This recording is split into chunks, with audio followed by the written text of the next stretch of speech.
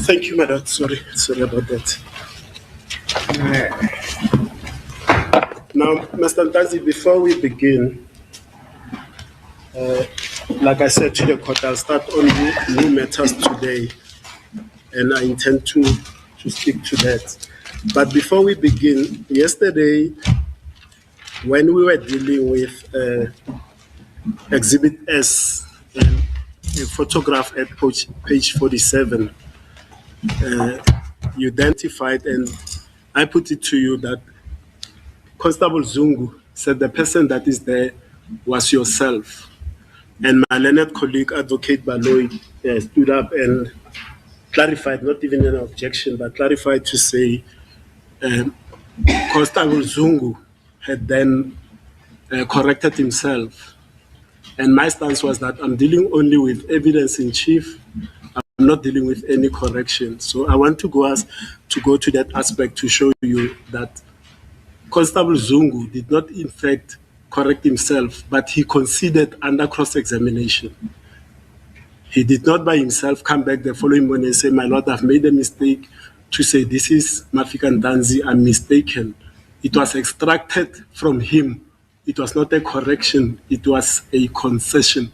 And I want to deal with the record of the 8th of September 2023. As a court, please, my Lord, we don't really want to play with words, but that's what we said. We said in cross-examination by Advocate Ngumalo, he made that correction. Concession, correction, it's all in the same realm, my Lord. My Lord, I'm not speaking about Mr. Ngumalo. Mr. Ngumalo comes after me. This was done by a person on record called Mr. Ramasipeli, confronting Constable Zungu with that assertion that the person on page 47 is Mr. Ntanzi, before Ngumalo. So on page 73, my Lord, it says, so the 8th of September 2023.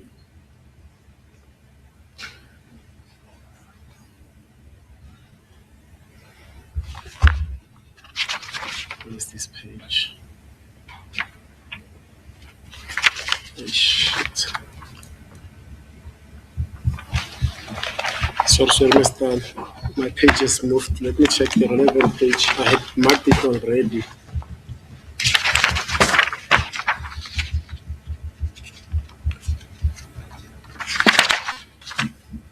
Let me put it aside, my Lord. I'll come back to it because it's yesterday's thing. I've put it here, but the page has moved, so it's gonna take time to page through.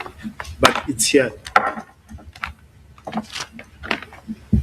Mr. Ntanzi, now today I want us to move to a different aspect of your testimony.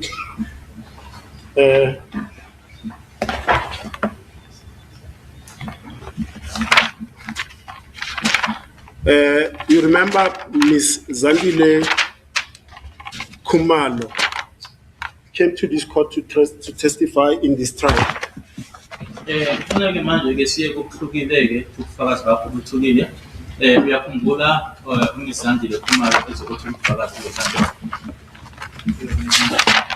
Yes, I saw it here. Now I won't go into detail about the background of how this transpired, the events of the 26th, because she spoke about the events of the 26th of October 2014 from the morning, but I'll only take it to around 4 to 5 p.m. when they returned home from Dorothy Nyembe, having picked up Tumelo Madala at the entry somewhere at the off-ramp. Remember her evidence on that score? Ufakazi bakhe ke umeke ngoqala ke ekuseni ngo-26 October 2014 kodwa ke angeke ngiqale lapho ngoqala lapha phakathi ke kuka 4 no 5 ntambama la athi khona ke babebuya khona eDorothy Nyembe ngeSoweto base thatha ke utumelo kunendawo thizeni la abathatha khona ke ukuthi bagibeza khona utumelo. Uyakhumbula ukusho lokho? Yes. Now, she testified that when they got to her mother's place at 13511 Kutlanon Street, Mzamo section, Fosloras, the adult persons were herself, Senzo Meiwa, Tumelo Madala, Mtokozi Sitwala. Ufakazi abethulile amagama laba ulamsiphi aqedwe wabiza ke manje ufakazi bakhe uZandile Khumalo uthi ibona abantu abadala nabantu asebekhululeke ababekhona endlini ngalelo langa. Yes. And when they got at her home, her mother was there with Kelly Khumalo's 2 children. Uthi ke uma befika ke ekhaya uma wakhe wayendawonye ke noma ke ehlezi nezingane ezimbili zika Kelly. Yes. Now that will make the adult persons in the house, the number comes to 6 plus 2 children. Lokho ke manje sekuthi inani ke labantu ke asebekhulile noma ke abantu abadala ke endlini babe u6 nezingane ezimbili. Are you still with me? Yes. And then they then had food. They were watching Chelsea and some other team on TV.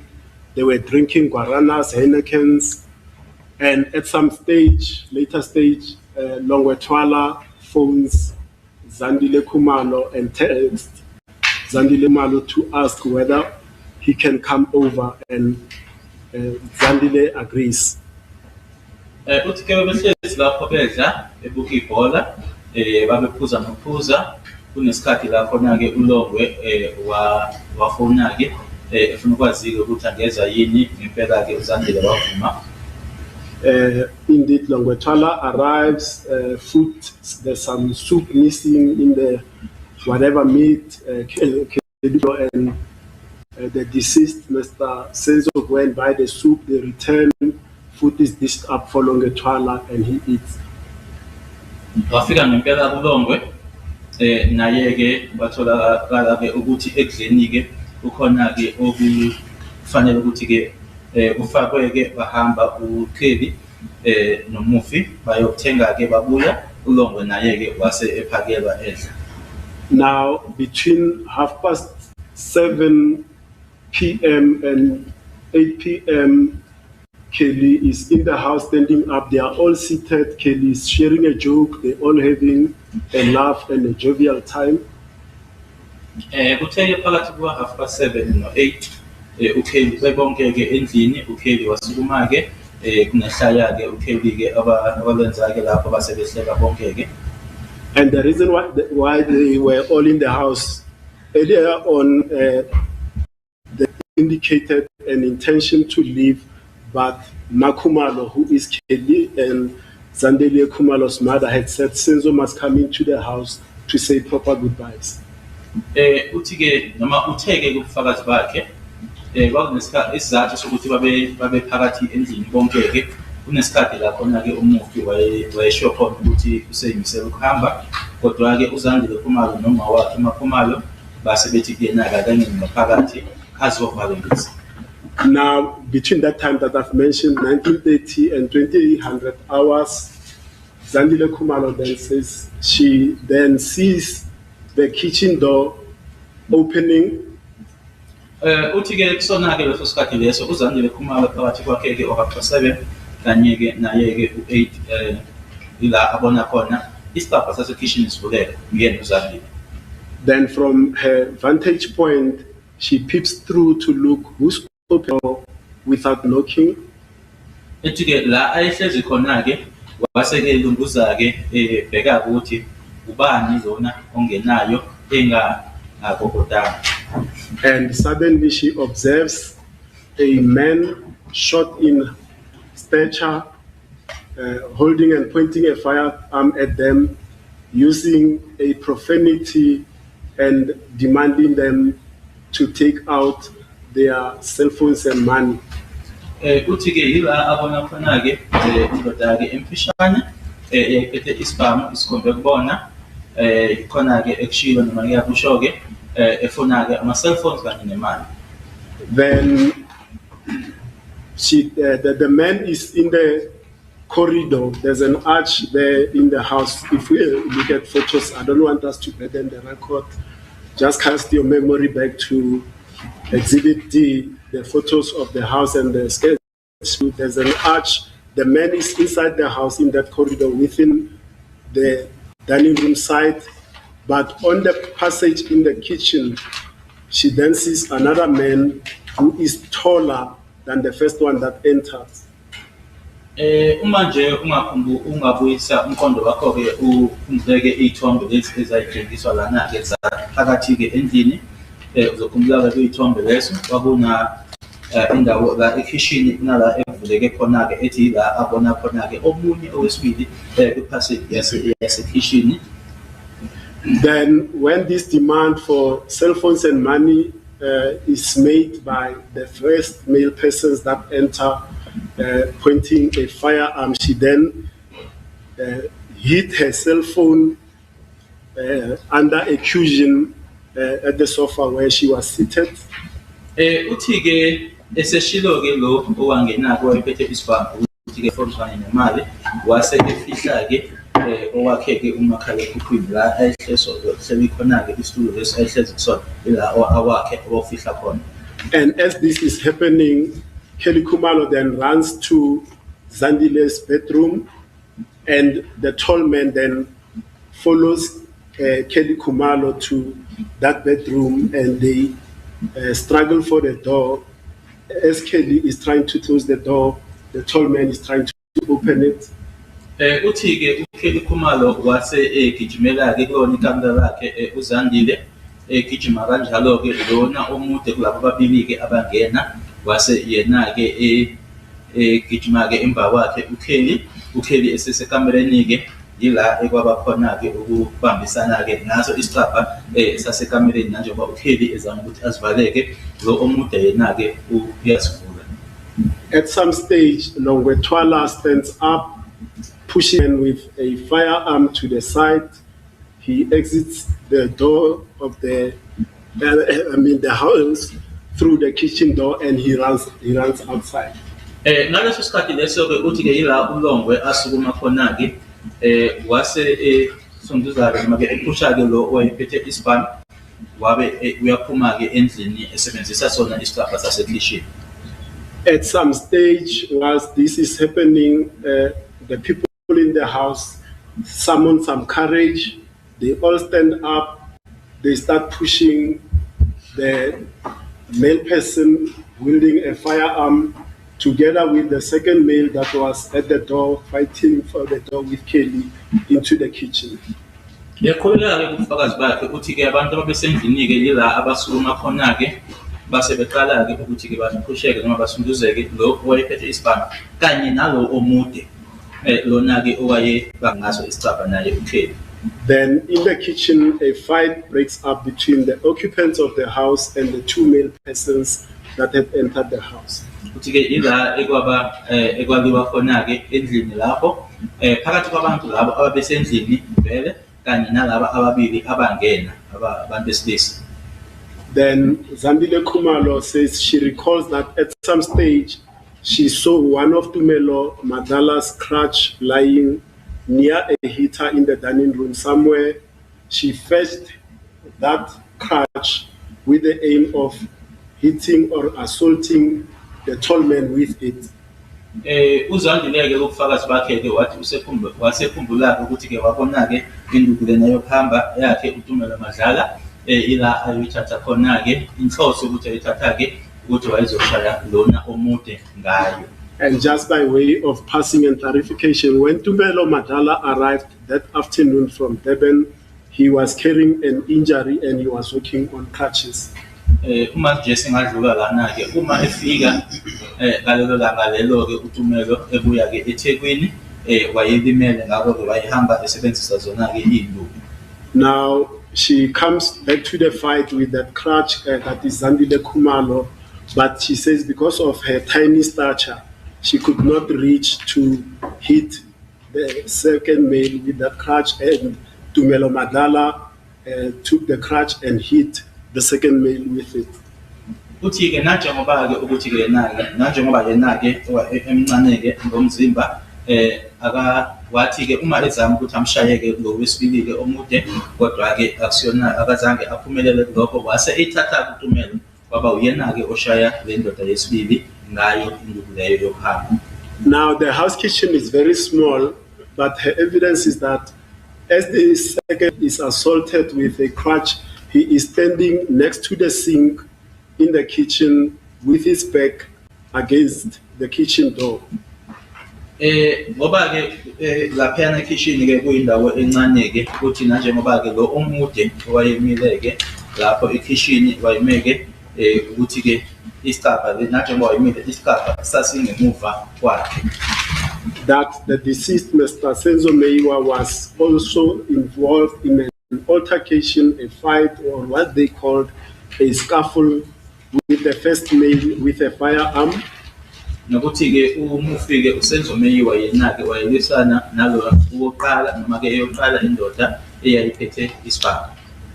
And the position of the first male with a firearm also was with his back faced against his back to the kitchen door. Also, he was in that vicinity, closer to where the second male was. Nalo na ke umfushane naye ke wayemi kule ndawo ke la abachaze khona lo umude ukuthi wayemi khona ke naye ke isicapha ke sila ngemuva ke.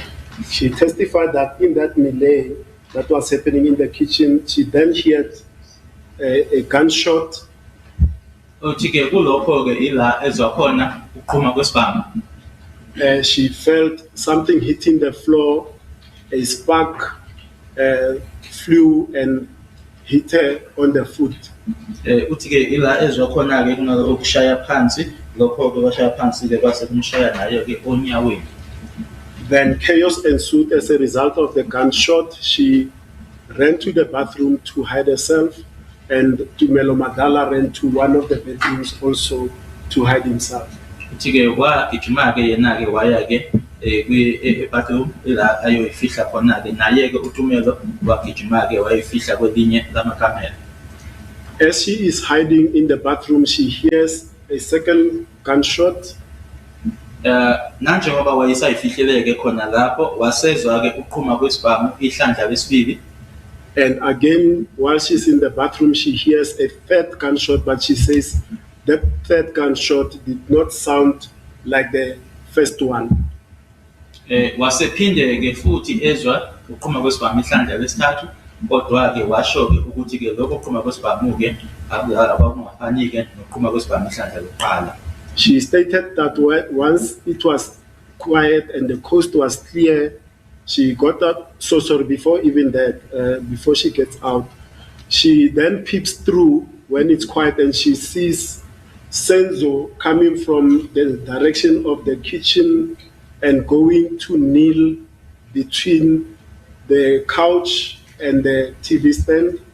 Uthi ke walunguza ke uma ezwa ke ukuthi umsindo usuthuleke ila abona khona ke uSenzo ebuya ngakuhlangothi lasekitchen ila ayoguqa khona ke phakathi kwesitulo kanti futhi ke nestand se-TV. Then few moments later she sees Kelly going to that direction as well from the kitchen side, and Makumalo also going to where Senzo had gone. Wabona ke uKelly ebuya ke ngasekitchen naye eya ngalolo hlangothi kanye naye ke uMakumalo eya la uKelly aya khona. Now she stated further that as she was peeping from the bathroom, it was now quiet. She also saw the male with a firearm following the three people that had gone to the corner, that is Senzo Meiwa, Makumalo, and Kelly Kumalo. Uthi ke esalunguze njalo ke ngaso isigaba leso salapho ke ebathroom wabona ke lo mlisa ke wayephethe isibhamu elandela ke laba abathathu ke Kelly, uSenzo kanye noMakumalo. She stated that before the two male persons entered the house, Kelly Kumalo's phone was on the TV stand near the couch charging. Ushilo ukuthi ngaphambi kokuthi bangeneke labalisa ababili umakhalekhukhwini kaKelly ke kusona ke istand ila ebekwe khona i-charger. Now she says as the three people, Senzo, Kelly, Makumalo had gone to that corner, and the gentleman with a firearm also went there. She then saw Makumalo removing that phone from the charger. Futhi ke esebabonile ke laba bathathu uKelly, uMakhumalo kanye noSenzo kanye nalomlisa ke owayephethe isibhamu beya ke kulolo hlangothi lolo ila abona khona ke uMakhumalo eyikhipha ifone lapho kulelo charger. And she saw the male with the firearm, and that male, by the way, the other description is that he had dreadlocks. Futhi ke wasebona ke leyo mlisa onesibhamu futhi ke ngendlela ke bamusho ngayo nobamchaza ngayo leyo mlisa le bathi ke wayenama dreadlocks. Then she saw this male hitting Makhumalo with an elbow on the stomach. The phone fell from the hand of Makhumalo on the couch. The male with dreadlocks took the phone and he left. Uthi ke wabona ke leyo mlisa loyo ke eshaya yena ke uMakhumalo ngayo indololwane emshaya ke eswini yase ke ifone leyo iwela ke esitulweni lo nama dreadlocks nesibhamu wayithatha. Zandile Khumalo testifies that she then recalls that she had hit her phone underneath the cushion before the events happened, the incident happened in the kitchen. She retrieved that phone. She tried to make a call, but she realized that she froze. Kubufakazi bakhe ke uZandile ushilo ukuthi wasekhumbula ke ukuthi konje umakhalekhukhwini wakhe wawufihlileke lapho esitulweni wase eyokhipha ke ngenhloso ke yokuthi ke efuna ukushaya ucingo ke kodwa ke nje isimo nje azange simvumele ukuthi ke maye kusho ukuthi ke wavele nje wabanda noma wafreza nje. She then testifies that she quickly runs diagonally across the neighbors, that is at the Mapiri's house, but she sees Nthabise Mokete sitting with a friend in the car. She passes them and tells Mapiri inside to please call the police and ambulance because Senzo had been shot. There were two males that had entered the house. Uthi ke wahamba ke eya komakhelwane kwaMaphiri eya lapho ke wabona ke uNthabiseni ehlezi ke nomngane emotweni kodwa ke wandlula ke bona wasetshela uMaphiri ukuthi uyacela ke ukuthi ke ashaye ucingo wabo njengoba uSenzo wayiduduliwe ukuthi bangenabalisa ababili endlini. Then at the same time, Nthabiseng had come into the house, and Mapiri was saying Nthabiseng must be the one to call emergency services and the police. Na ngaleso sikhathi ke naye ke uNthabiseni wasengena ke endlini ilapho na ke uMaphiri atshela uNthabiseni ukuthi abe uyena ke oshaya ucingo. She testified that it was just panic at the Mapiri house. She realized that she couldn't get help. Then she went back to her house. Uthi ke wathola ukuthi lapha nje kwaMaphiri usizo wayengalitholi ke wase ebuyela ekhaya kibo. When she got to her house, she found the Ngashe brothers and someone else trying to load Senzo into the BMW X6 belonging to him, that is Senzo Meiwa. Uthi ke esebuyileke wathola ke abakwaNqatshe bezama ke ukuthi balekele noma basizeke uSenzo ukuthi ke bamfakeke emotweni imoto leyo bakuyi BMW X6 ebakuyeyakhe uSenzo. That Senzo was transported, then eventually loaded and transported to the hospital, but on the way they had to put a towel on the wound on the chest of Senzo. Ukuthi ke bahamba ke bemhambisa ke beya esibhedlela ke kodwa ke indleleni eya khona esibhedlela kwafuneka ke babeke ithawula enqabeni lakuSenzo. Eventually along the route she could feel the temperature of Senzo cooling down on the stomach.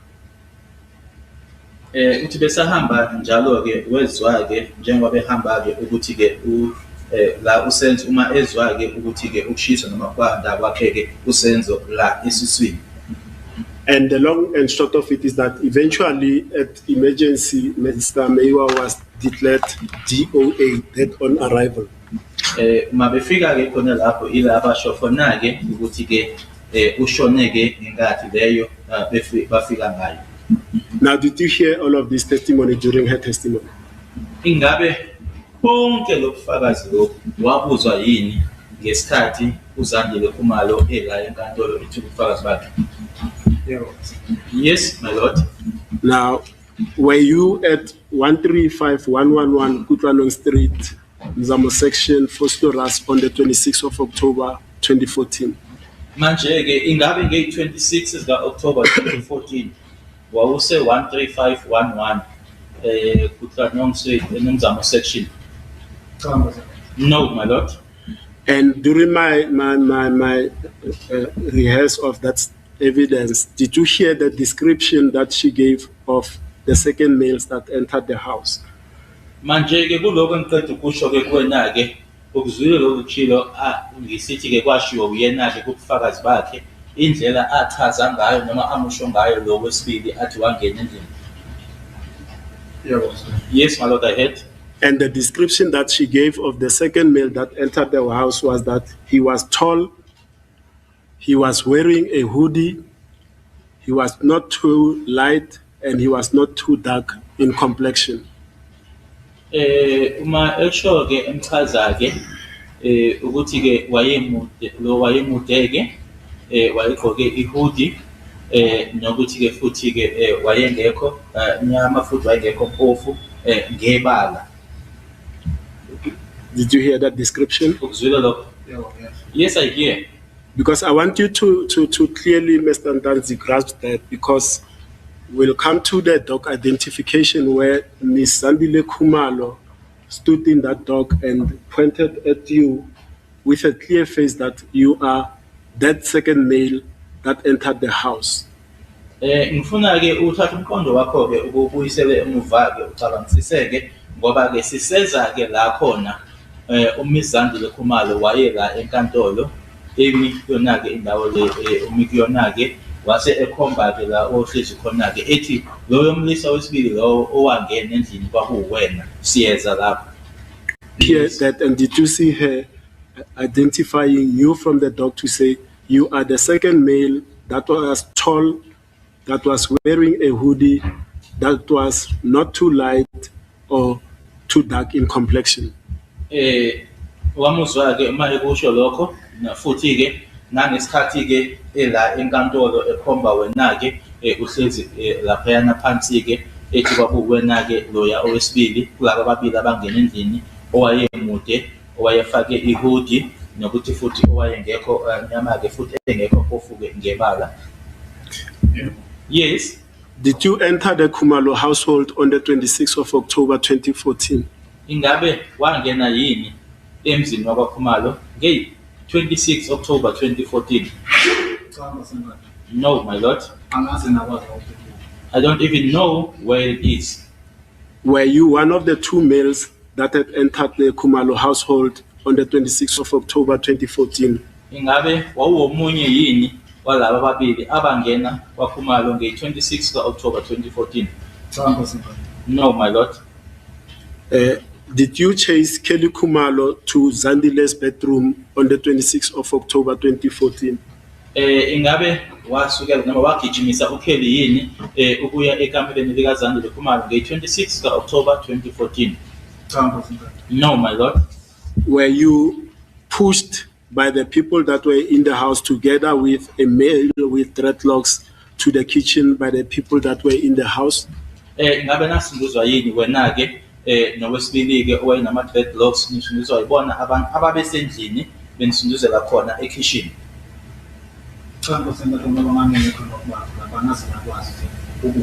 No, my lord, because I was not even there. I don't even know as to where it is. Were you assaulted with a crutch in the house, in the kitchen of the Khumalo residence? Washaywa yini ngendlu lena yokuhamba lokuphethelezi okuthiwa yi-crash laphayana kwaKhumalo? No, my lord. Did you take any cell phones or personal belongings belonging to the people that were in the house? Ingabe khona yini umakhalekhukhwini noma omakhalekhukhwini owabathatha noma ke noma yini ke ekwaku yabantu laba ababesendlini? No, my lord. And the other feature that Zandile then added in her testimony here in court was that the second male that was tall and not too dark, not too light, wearing a hoodie, had a beard that went around his mouth. Did you hear that? Okunye futhi ke okwashiwo uyena uZandile echaza lo wesibili ke owangena ke endlini uthi ke waye nentshebe ke eyayijikeleza la emlonyeni wakhe wakuzwa lokho. Yes, I heard it, my lord. And on the 26th of October 2014, did you have a beard? Nge 26 zika October 2014 wawunentshebe yini? I didn't have a beard, my lord. On the 26th of October 2014, did you have a beard that went around your mouth?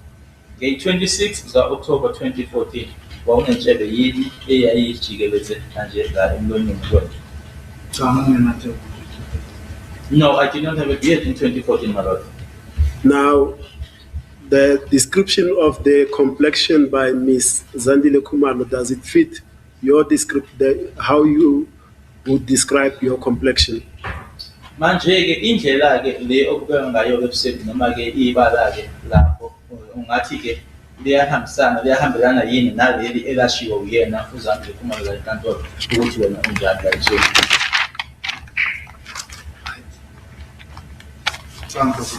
No, my lord. Now, I've asked you whether you were inside the kitchen. Were you in the vicinity of the Vosloorus area in general on the 26th of October 2014? Nge 26 October 2014 ingabe nje wawu lapha yana nje kule ndawo yase Vosloorus noma nje kuze kule ndawo yase Vosloorus? No, my lord. Vosloorus is unknown to me, my lord. Now, a mention was made by Ms. Zandile Khumalo that you, because already she's identified you, I won't say a second male person, she says you. Do you know of any male person with dreadlocks that you were with on the 26th of October 2014? Manje ke ngizothi wena ngeke ngithi ke umuntu wesibili ngoba ke uZandile Khumalo wayela enkantolo wakhomba wenani manje ngizothi wenani. Ngabe unomuntu onama-dreads omaziyo owawunaye nge 26 October 2014? No, my lord. Do you know of any male person that Ms. Zandile Khumalo is referring to that you were with in the Vosloorus area on the 26th of October 2014? Ukhona yini umlisa noma ke umuntu wesilisa onama-dreadlocks omaziyo ke uMs Zandile Khumalo akhuluma ngaye owawundawonye naye ngazo i-26 October 2014? No, my lord. Did you see any person pointing the people in the house at the Khumalo household with a firearm? Ukhona yini umuntu owambona ekhombe abantu endlini lapha eMalo ngesibhamu ngazo i-26 October 2014? No, my lord. Were you present in the Khumalo household when a person with dreadlocks demanded cell phones and money from the occupants of that house? Wawukhona yini lapha yana baKhumalo uma umuntu owanama-dreadlocks efuna ama-cell phones kanye nemali noma omakhalekhukhwini kanye nemali kubantu ababephakathi endlini? No, my lord. Did you have a struggle with Kelly Khumalo for Zandile Khumalo's bedroom door whilst Kelly is trying to open and you were trying to open it? Ingabe kwakukhona yini ukubangisana-ke phakathi kwakho naye uKelly Khumalo ekamereni lakhe uZandile Khumalo uKelly yena-ke ezama ukuthi-ke isithabhake asivale yena-ke ezama ukuthi usivule? No, my lord.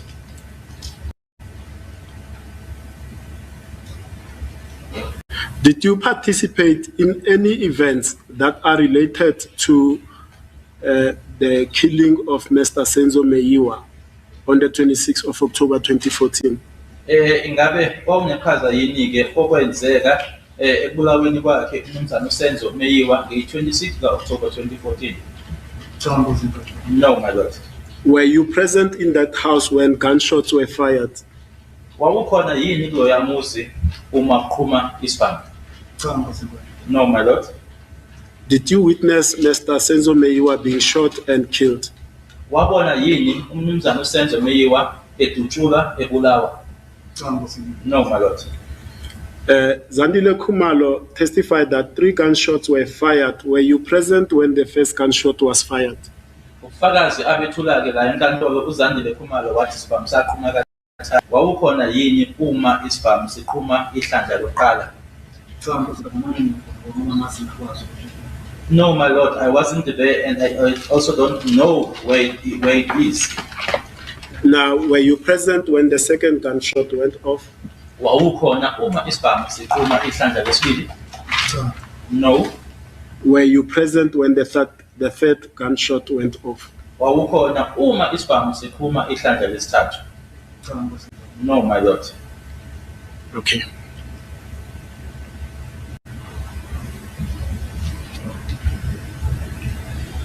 Now, the description of a tall male person wearing a hoodie, just that description, does it fit your description?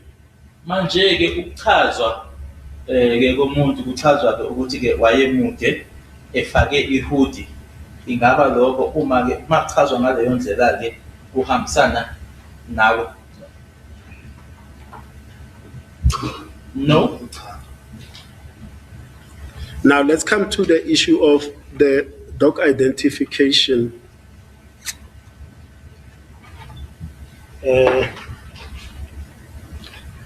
You've heard Ms. Zandile Khumalo standing in that dock and pointing at you to say, there's this person, man, my blood only tells me this is the person that was inside the house, and she did that with a straight face whilst you were here in the dock. Remember that?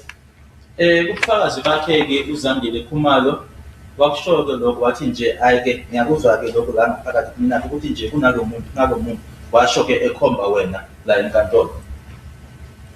And I want, before I even ask you questions on that, to refer the Honorable Court to the transcript of the 19th of July 23. That will be at page 48, and that is the evidence in chief of Ms. Khumalo, Zandile.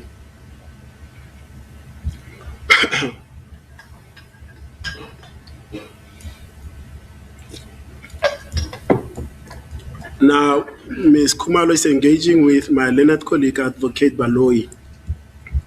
And at line 9, Ms. Khumalo says, let me see if I can take it backwards. No, it's fine. Let's start at line 9. Ms. Khumalo says, in my statement, my lord, I said that the persons, if I were to see them, I would identify both of them. Mr. Baloyi, now, ever since that day of the incident, have you ever seen the people who intruded in the house? Ms. Khumalo says, only here in court. And Mr. Baloyi, yes, can you explain what you mean? Ms. Khumalo, as I'm here in court, I saw the gentleman here. And then Mr. Baloyi, which one is it? From your left, it is accused number 1 to number 5. And Ms. Khumalo says, suspect 2. And Mr. Baloyi, yes, you can just, if you suspect 2, what do you mean? Ms. Khumalo, suspect 2 is the one that had a hoodie following the one with dreadlocks. Now, Mr. Baloyi, now, are there any specific features that enable you to say that accused 2 is the second person who was in the house? She says, and point 39, my lord, on that day, as I explained, that I took the crutch and together with Tumelo tried to assault the person. It was him, and I looked at him very well. And at line 9, Mr. Baloyi is still pressing on the specific features. He asked, are there any specific features that enable you to identify him? You have already placed the description on record, but when you see him in court, what reminded you or what enabled you to say he is the person that was in the house on that day? And Ms. Khumalo says, his whole face, I remember well, his stature, his body, as well as the height when he is standing. Okay, then I'll leave it at that. Now, do you hear what she said when she identified you in court? Right? The whole part, all of it. I was just summarizing it. Do you want? Sorry, Mr. Jonas, I can give you this. Sorry.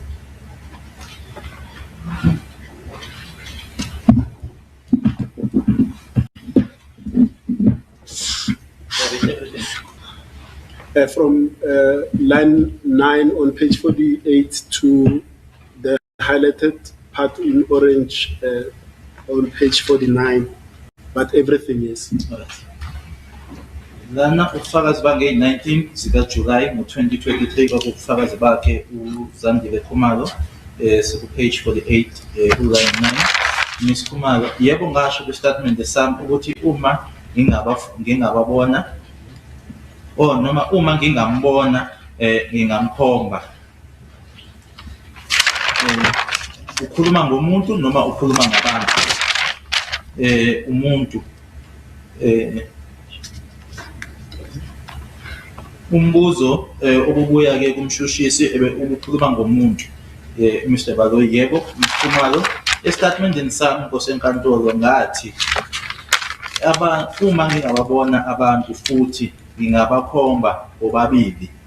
Mnumzane Baloyi, manje-ke ukusuka ngalelo langa lelo lesigameko wake wababona futhi labantu labo abangena endlini. Ms. Khumalo, uthi la enkantolo kuphela. Baba Baloyi, yebo ungasho-ke ukuthi usho ukuthini uma usho kanjalo? Nanjengoba ngila enkantolo ngiyambona umlisa lana. Baba Baloyi, imuphi uma usuka-ke kwisandla sangakwesokunxele umsolo wokuqala uyogcina-ke kumsolo wesihlanu, Ms. Khumalo umsolo wesibili. Baba Baloyi, yebo ungasho nje uma ngabe uthi umsolo wesibili usho ukuthini? Ms. Khumalo umsolo wesibili uyena owayegqoke ihoodie owayelandela lo owayenama dreadlocks. Baba Baloyi, manje-ke ukhona yini okuthize-ke ebusweni bakhe noma-ke ongathi-ke umkhumbula ngakho okwenza ukuthi usho ukuthi-ke uyena umsolo wesibili owayesendlini?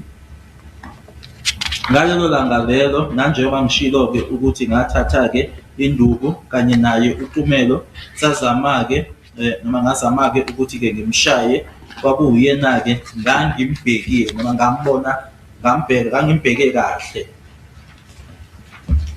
Thank you, Mr. Jones.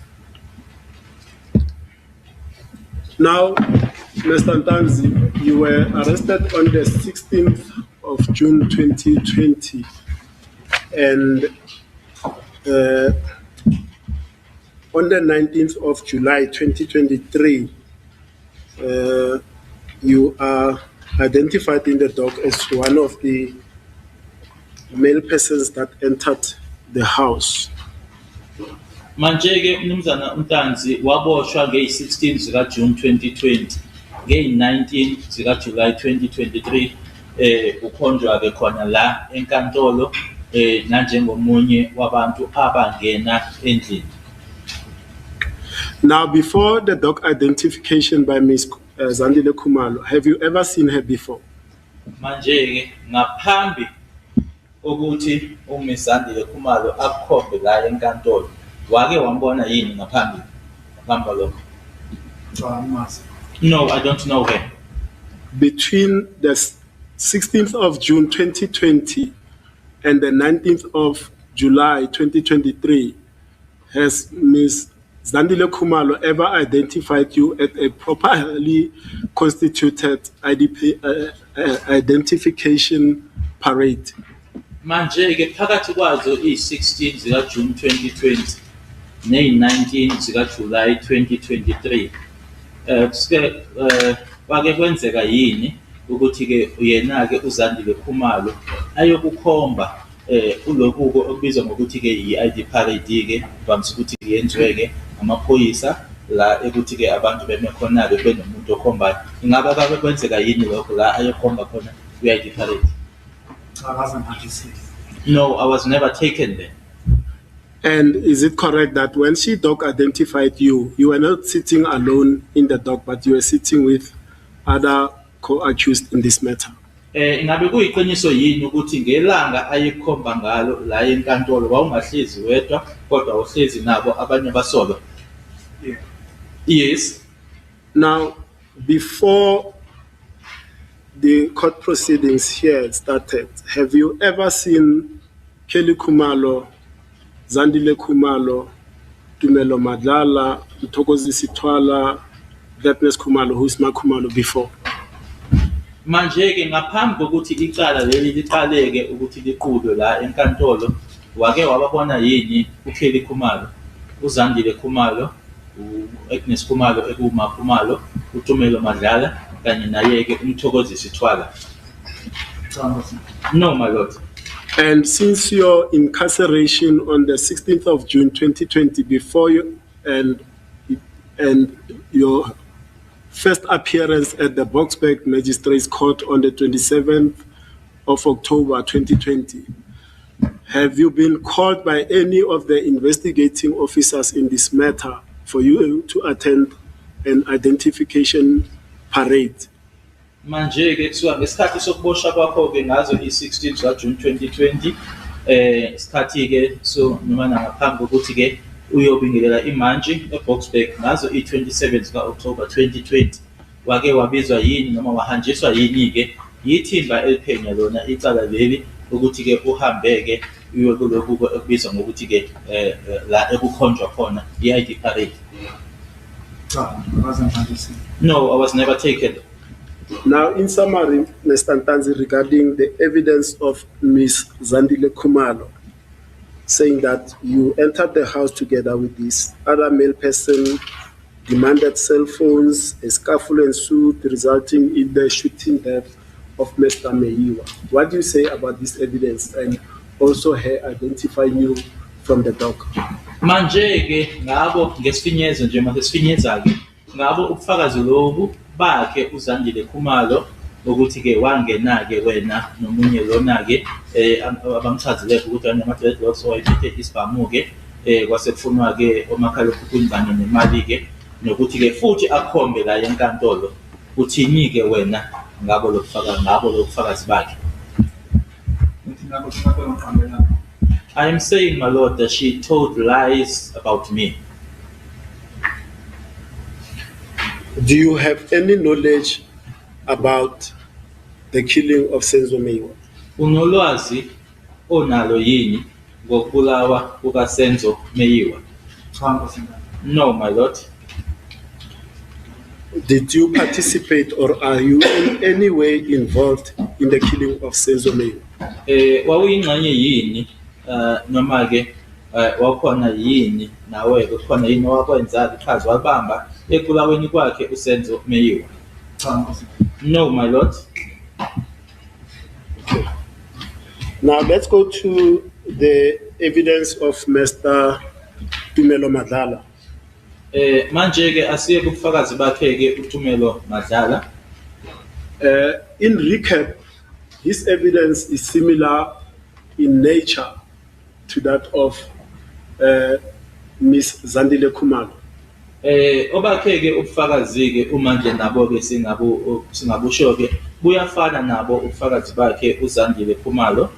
And in essence, he states that two male persons entered the house. The male in front was a short male in stature with dreadlocks and also wearing a hat. Obakhe-ke ubufakazi buthi-ke abalisa ababili abangena owayephambili-ke wayemfishane futhi-ke efake nesigqoko noma ethwele isigqoko. And he described that hat as a Scotch hat. Uthe-ke uma isigqoko leso esichaza-ke wasichaza nanjenge-Scotch. And essentially, he says there was a melee and an altercation in the kitchen between the people that were in the house and the male persons that had entered the house. Ubufakazi bakhe ke uyasho ukuthi nje kwakukhona ke bamsana kwakukhona noma ukulwa okwakukhona ke lapha ekitchen phakathi kwabantu ababesendlini nalabo abangena. But he says the person that assaulted you with a crutch, it's not him, but it was Zandile Khumalo. Kodwa ke kubufakazi bakhe abethula yena ke uTumelo Madlala uthe noma wathi umuntu owakushaya ke ngayo induku leyana yokuhamba kwangasiyena kodwa kwakuwuZandile. Now, with respect to Mr. Madala, the important part here is that he says during that altercation in the kitchen, he also threw a punch to your face. Kodwa ke okusemqoka ke kubona ubufakazi bakhe uTumelo Madlala wathi ke kona ke lokho kwakwenzeka lapho ekitchen yena ke wakushaya ngesibhakela ebusweni.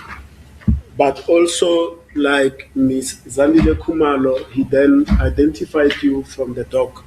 Kodwa ke naye ngokufanayo ke naloko kwenzeka ke noma ukwenziwa uyena uZandile Khumalo naye ke uTumelo Madlala wakhomba ke uhlezi phansi lapha khona la enkantolo.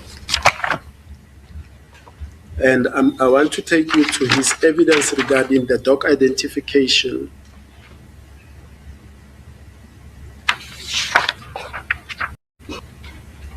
Now it's at, my lord, if I may refer the Honorable Court to the transcript of the 7th of August 2023, and it will be at page 57.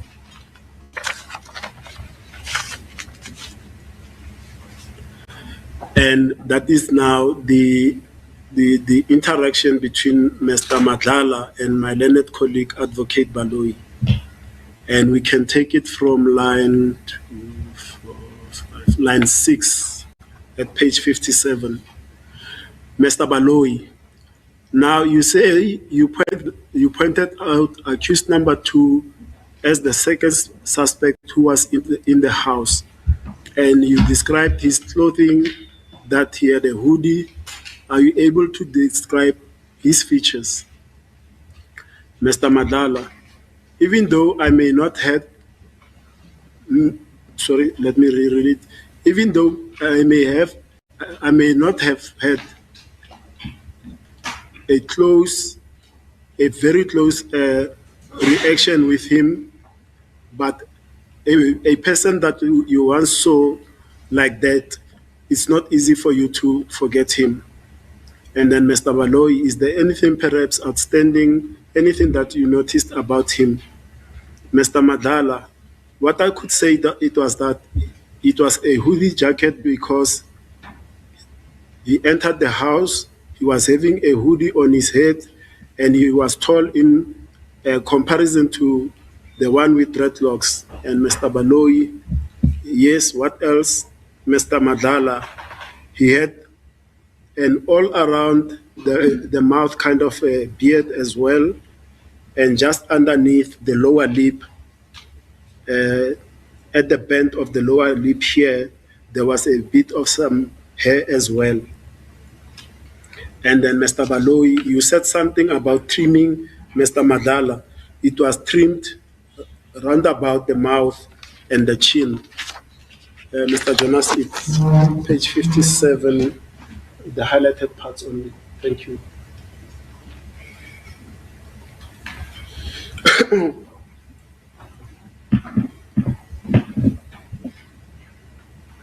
Lana ke ubaba Msipili uqeda ukufunda ubufakazi bakhe uTumelo Madlala bangeyi-7 zika August 2023. Lana ke wayehlonywa imibuzo uyena ke umshushisi ubaba Baloyi.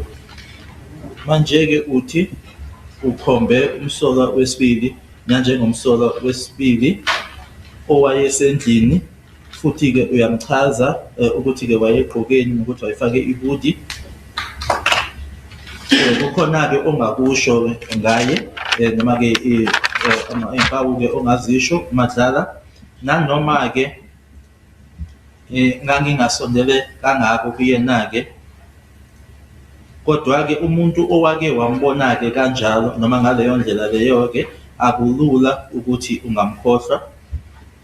Mnumzane uBaloyi, ingabe kukhona yini okodwa nje noma-ke okukhethekile nanoma yini owayiphawula-ke ngaye noma-ke owayiqaphela-ke ngaye uMadlala? Engingakusho ukuthi-ke kwakuyijakhethi yehudi, ngoba-ke uma wayengena noma-ke ngesikhathi wayengena ngaso endlini, ihudi wayegqokile ekhanda lakhe. Futhi-ke uma umqhathanisa nomunye lo wama-dreadlocks, yena-ke wayemude. Mnumzane uBaloyi, yebo, ikuphi okunye? Wayenentshebeke ewayenayo eyayijikeleze umlomo-ke, nalana futhi-ke nje ezansi-ke komlomo lo ongenzansi. Kwakuney'nwele nje ey'ncane ezazikhona, Mr. Baloyi. Kukhona-ke okukhulumile ngokugunda-ke noma-ke ngokutrima uMadlala. Yebo-ke zazigundiwe-ke, ukugunda lokho kubizwa ngokuthi-ke kwakutrinyiwe nje ngezansi nje komlomo.